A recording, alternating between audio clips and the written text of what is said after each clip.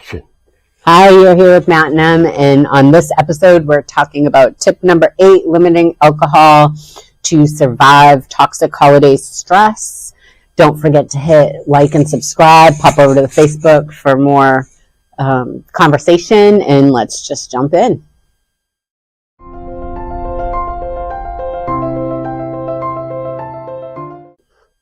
Hey, I'm Emily Ross, and this is Matthew. It's Matthew. Otherwise known as Eminem. That's actually really cute. I hope it doesn't catch, though.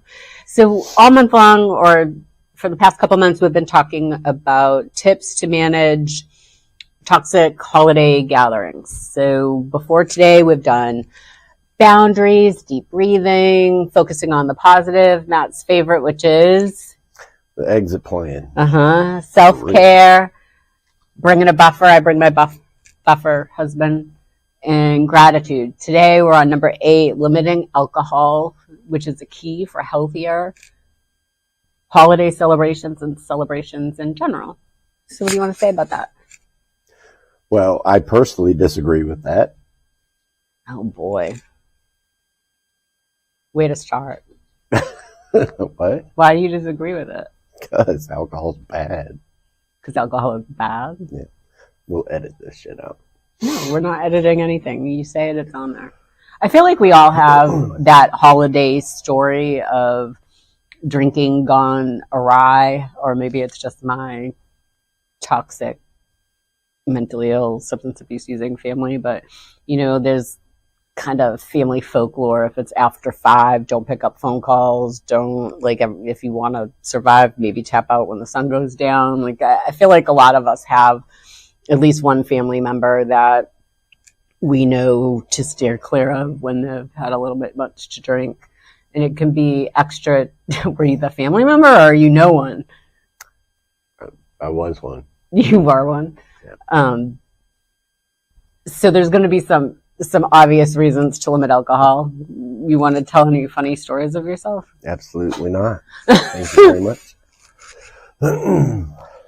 Well, I think if you have any experience drinking, you know that adding alcohol to tense situations might work initially, and then as the night goes on, it tends to exacerbate existing conflicts and minimize our impulse control so that we say and do things that we perhaps would not, or most likely would not say and do had the alcohol been left out. So if you know you're going into a situation that's toxic and stressful, well, it might feel comfortable to take the edge off, so to speak. It sometimes will come back to bite you. So we're here to try to convince you to try it sober at least this once and see how that goes, huh? Well, yeah, it's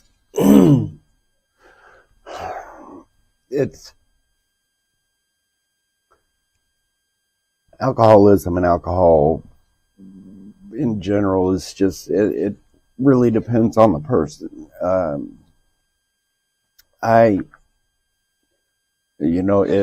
Just from where I've been in my past to where I am now, I recommend nobody drink ever. But, obviously there's normal drinkers out there that can, have a drink or two. I wasn't one of those. I just didn't want to stop.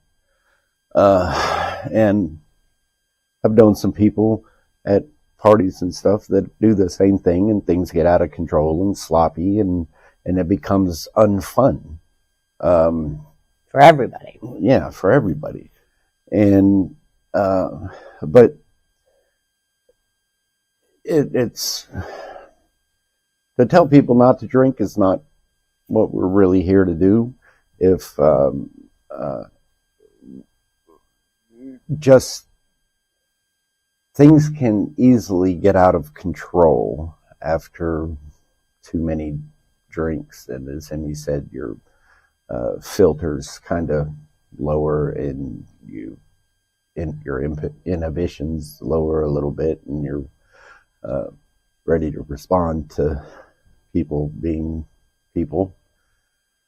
But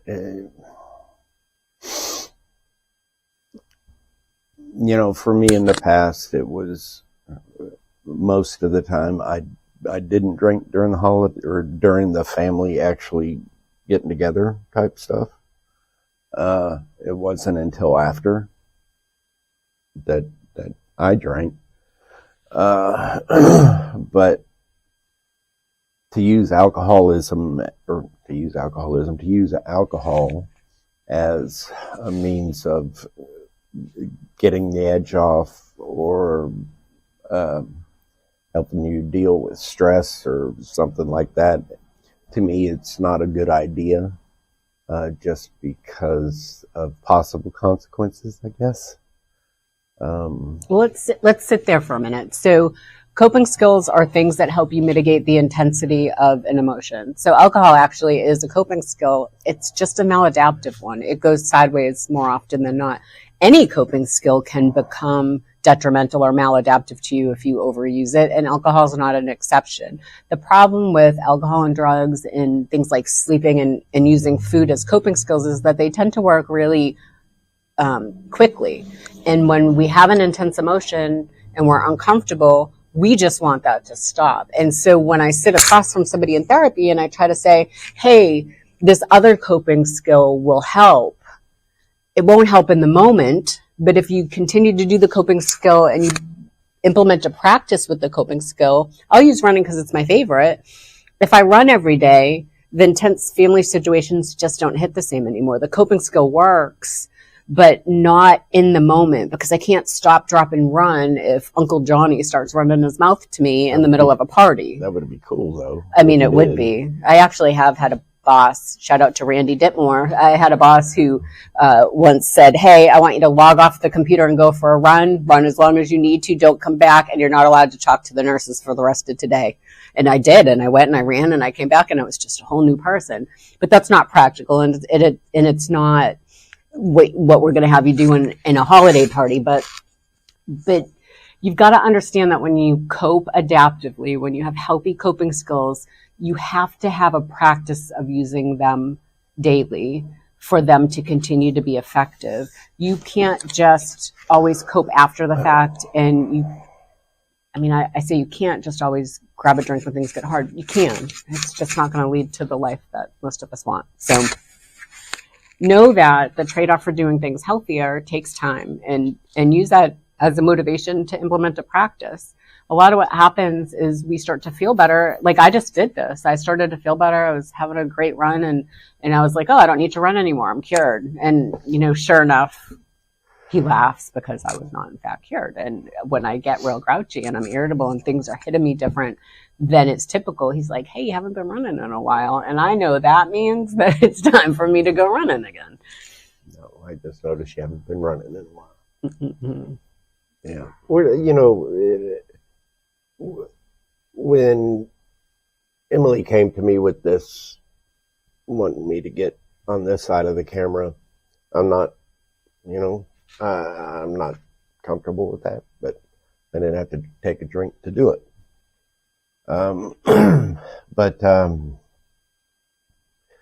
we're not, and she told me what the subject was today, and I was like, well, limiting your drinking at parties and stuff, I don't know anything about that, because I was either all or nothing. I either drank it all or nothing and was miserable.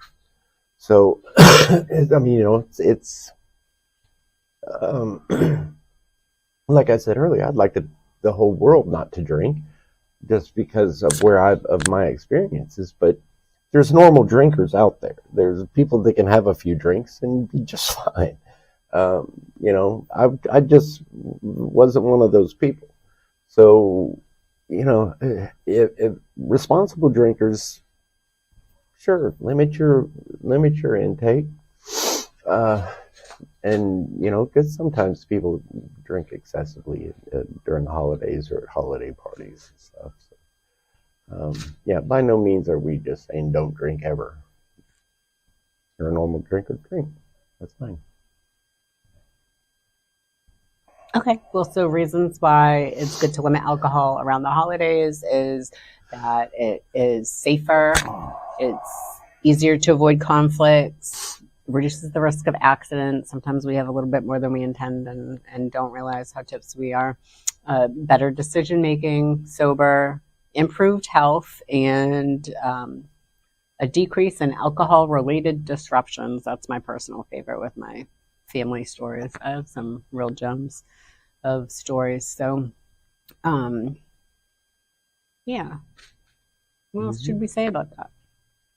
Do y'all need, if y'all want tips on how to, so one of the things I've shared a few times now is that I got sober a year ago, right around Thanksgiving. And so going into the holidays felt awkward and uncomfortable for me because the expectation, I'm almost 50, the expectation to everybody was that I would drink. And I didn't really want to say, hey, I'm not drinking anymore, because I had done that several times and not been successful. So I really wasn't announcing it. And people gave me some tips about how to do that without feeling like I needed to tell people all my personal information. Because I think sometimes when you're a very genuine person and you don't tell lies, and somebody asks you a question and you don't really want to share the answer, we tend to just share it because we don't know what else to say. So I think sometimes if that's something that you're trying to do, like if you're trying to get sober right now and it's a really tough time of year to get sober, having a response ready for when people, oh, why are you not drinking today? Have a response ready, whatever it is. Like, oh, I don't feel like it. Or I would use running a lot at first. Like I have these big running goals and I can't run well when I drink. So I'm in training. Yeah, like I have a long run tomorrow and I don't want to be hungover for it. Like I would say things like that, which didn't feel like lying to me because I was running. So whatever feels comfortable to you about saying that you're, setting that limit. And it's really important to surround yourself with people who would respect that limit from you, right? Like not try to pressure you to drink. There's contexts where that might happen, especially, in my family of origin, it's just an expectation that you drink. If you're not drinking, that's weird. So there'd be a lot to say about that. So just having a response ready and an exit plan, a strategy and a buffer. See how these are all starting to work together to really surround you with good mental health and with good abilities to make good decisions in the moment. So having a response ready, that's a good tip for trying not to drink. Well, all these tips that we've had so far, the boundaries, you set the boundaries when you get to the party. Have your wingman there to help you. If you're planning on drinking, say, look, wingman, I only want to drink a couple, and just please have them help you with that. Help me. And then have an exit plan for real to keep yourself. It really keeps yourself safe. I mean, and I was never able to really bow out successfully with Grace very often. Most often, I just snuck out somehow because I didn't want to be there anymore. But if I was with somebody, they would actually help me respectfully leave. And what else? Yeah. I mean, I like that using your wingman. My wingman growing up was Holly. She's my best friend from 7th grade, and she would just switch me to water. I had a really difficult time from very early in my life knowing when or where my limit was alcohol-wise. And so when we were together and she was my wingman, she would just switch me to water or switch me to just Diet Pepsi and not even tell me. And I would drink it and be like, oh, okay, thanks. Like I knew she had my back. I found it supportive of her to do that. So having a wingman that you feel comfortable accepting that kind of boundary from and that you can rely on to tell you when enough's enough.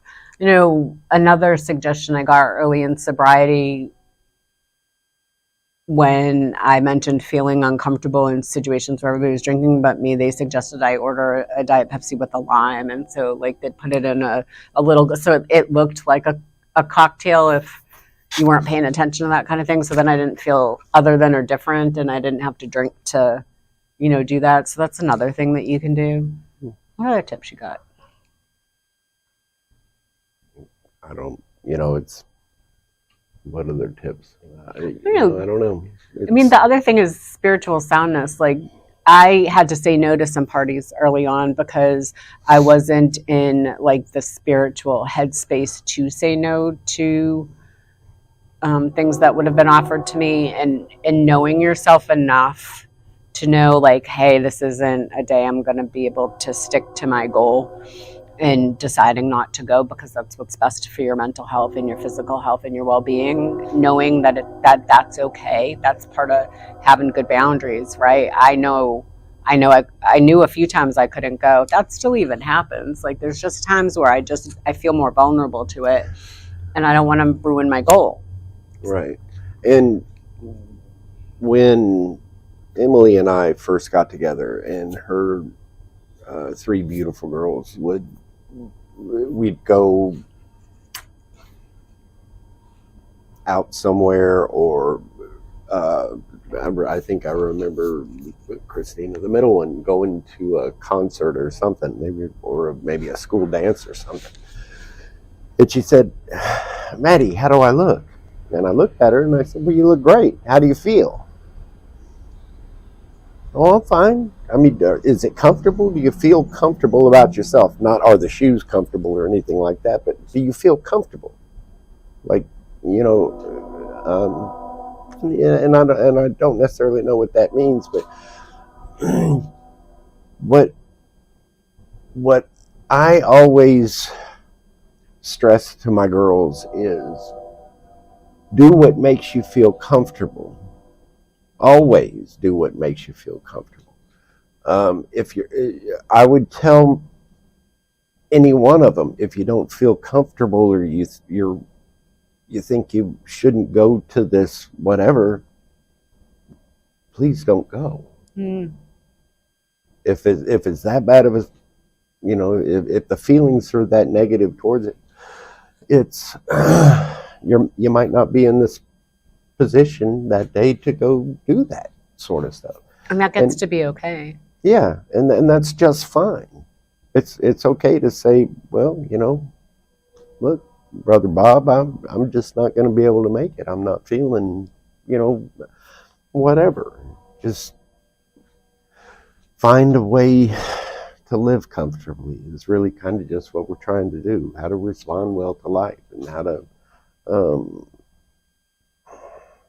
respond well to family, because family doesn't always respond well to you, you know. And it goes back to self-love. I will always say that once you love yourself, everything changes. And when you love yourself enough to know that it's not a good day for you to go be around family that or friends or in a situation, work party, it doesn't matter, and you love yourself enough to allow yourself that space, everything in your life will change. Yeah, and there's something else that I say a lot, and I said it yesterday, as a matter of fact, but it's and it has to do with change, with people making big changes in their life, and trying to get rid of some negative behaviors that are not necessarily theirs, but surrounded by us. And that saying is, eliminate the negative things in your life. Eliminate, just get them away from you, and accentuate the positive things that are in your life. Make them better. Do what you can to cherish those. Make them better. And you eliminate those negative things, that just leaves more room for positive things to come in. And, you know, and that's kind of where a happiness comes. I don't want to be stressed out anymore. I don't want to be uncomfortable, you know, going into HEB, which HEB is a grocery store where people just stand around in the aisle. I don't want to go in there because it's too peoply. It's annoying. He doesn't. So what do? I eliminate the negative. I go to the next grocery store down the road, and when that one starts to trip out, I go to the next one. You know, I'm just protecting myself. Okay, so we are on number 8, limiting alcohol, or if you know that alcohol is a problem for you, maybe just decide to put it up now. And if we didn't mention tips that you know are helpful or that you find personally helpful, please share them in the comments so other people can see them. We will, next up is number 9, which is mindfulness. Number 9 is mindfulness. Then we have one more after that, and then we will go on to the next topic, which you need to help us decide. In being an introvert. Oh my. Don't forget to like, subscribe, and pop over to Facebook. Facebook's no fun unless y'all are having conversations over there. So go over there, give support, get support. If you're trying to get sober during the holidays, let us know, and tell us how we can help. Thanks for tuning in. You can dance? Dance.